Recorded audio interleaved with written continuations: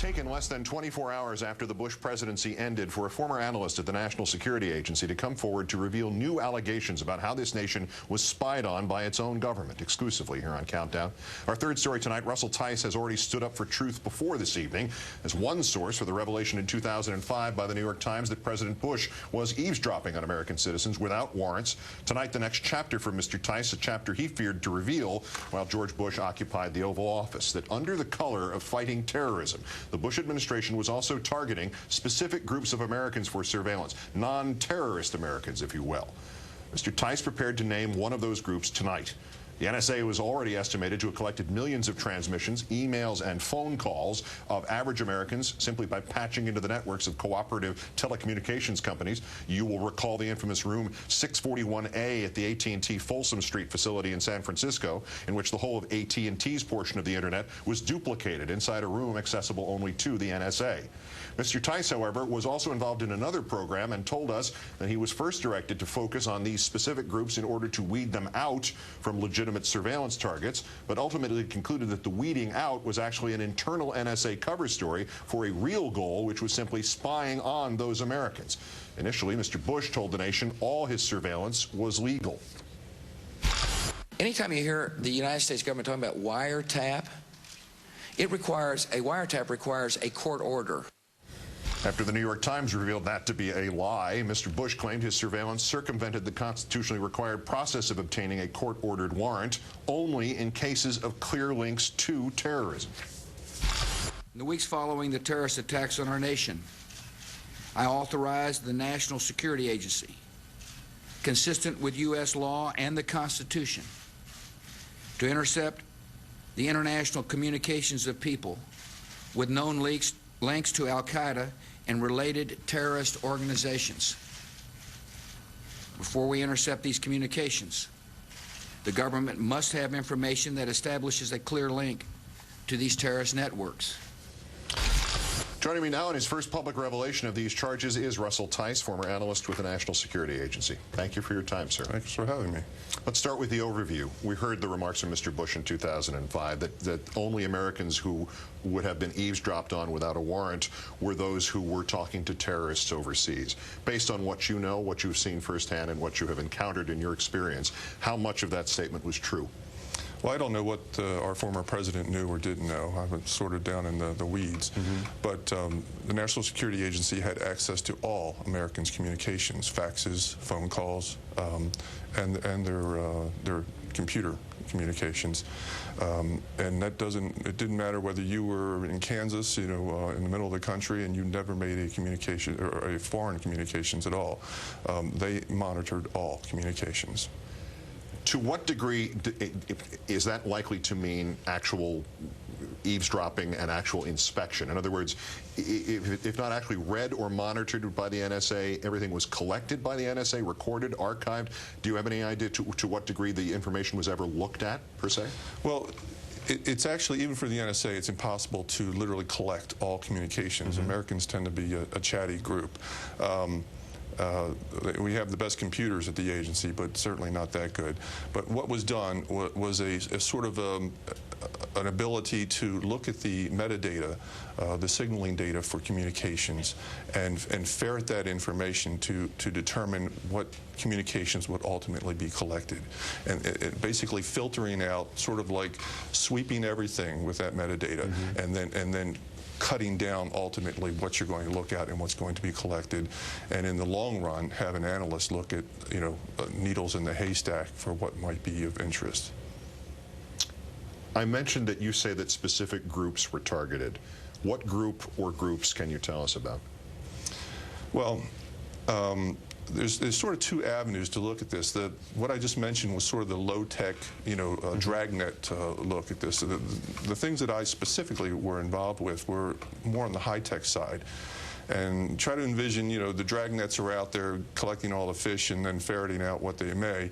And my technical angle was to try to harpoon fish from an airplane, kind of thing. Okay. So it's two separate worlds. But in the world that I was in, as to not harpoon the wrong people, in one of the operations that I was in, we looked at organizations just supposedly so that we would not target them, so that we knew where they were as not to have a problem with them. Now, what I was finding out, though, is that the collection on those organizations was 24/7, and 365 days a year, and it made no sense. And I started to investigate that. That's about the time when they came after me to fire me. But an organization that was collected on were U.S. News organizations and reporters and journalists.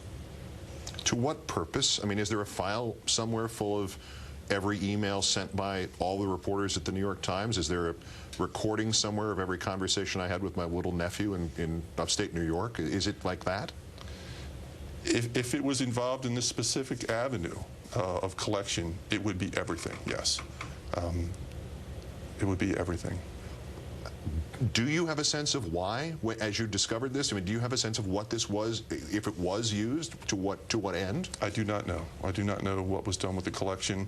I'm sure the information, the collection was digitized and put on databases somewhere. I don't know what was done with it from that point.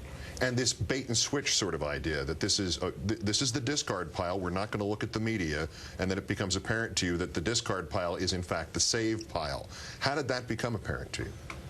Well, as I was going for support for this particular organization, it sort of was dropped to me that, this is to 24/7, because I was saying, I need collection at this time, at this point for a window of time. And I would say, will we have the capability at this particular point? And positioning assets. And I was ultimately told, we don't have to worry about that because we've got it covered all the time. And that's when it clicked in my head, this is not something that's being done on a onesie basis, onesie-twosies. This is something that's happening all the time. In a broad sense, and I imagine this question could be asked 100 times with much more specificity, but what other kinds of information are you aware of that was collected by the NSA on ordinary Americans? On ordinary Americans, I don't know. The parameters that were set for how to filter that, now we're back to the low-tech side, were things like looking for parameters like if a terrorist normally would only make a phone call for 1 or 2 minutes, then you look for communications that are only 1 or 2 minutes long. Oh, okay. Now, that also could be someone ordering a pizza and asking their significant other what sort of toppings that they wanted on their pizza. That's about a 1 to 2 minute phone call. We mentioned this idea of the bait and switch of this is the discard, no it's not, this is actually the target. Can you explain the maneuver, another sort of bait and switch that was worked with the congressional committees that would have had to be asking questions about stuff exactly like this? Well, the agency would tailor some of their briefings to try to be deceptive for whether it be a congressional committee or someone who they really didn't want to know exactly what was going on. So there'd be a lot of bells and whistles in a briefing, and quite often the meat of the briefing was deceptive.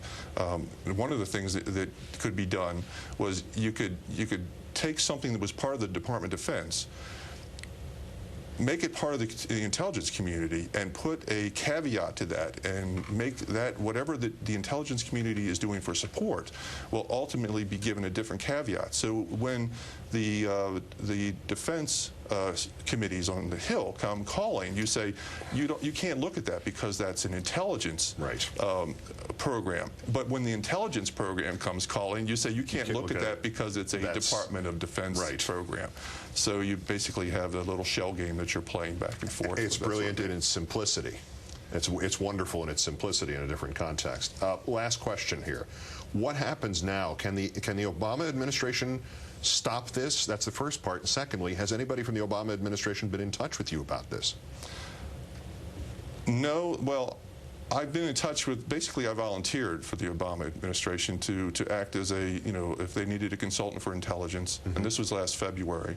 And they said they knew who I was, my background with the agency, but they never really utilized me. I helped out as a volunteer yesterday in the inauguration, but certainly not in that capacity. Right. So, I even said I'd go on camera for them if they wanted a commercial, but they really didn't utilize that. But I did send a letter to, I think it's Mr. Brennan, a handwritten letter because I knew all my communications were tapped, my phones, my computer, and I've had the FBI on me, sort of like, you know, flies on you know what. And so I made sure it was handwritten, and I'm assuming that he gave the note to our current president that I intended to say a little bit more than I had in the past.